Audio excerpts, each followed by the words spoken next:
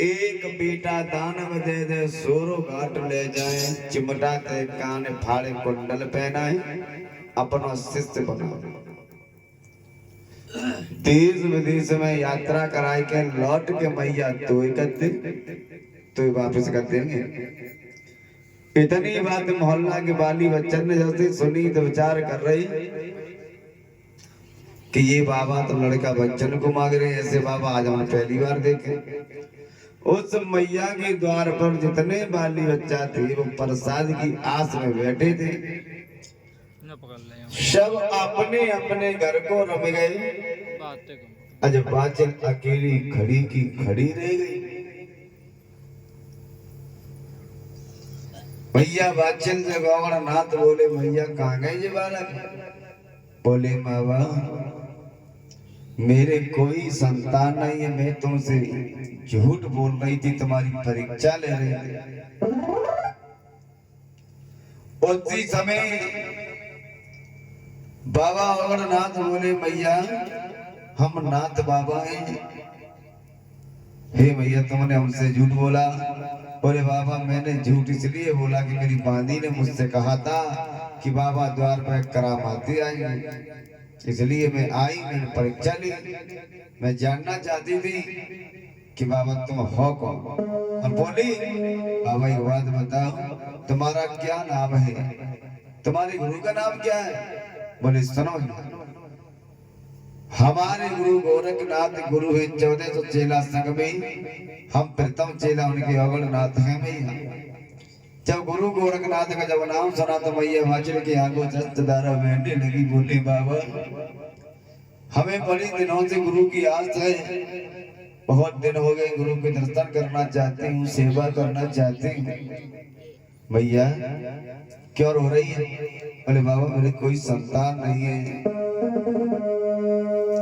अब तो मैं कहाँ बतावी मेरे बाबा मेरे उठ रही हूँ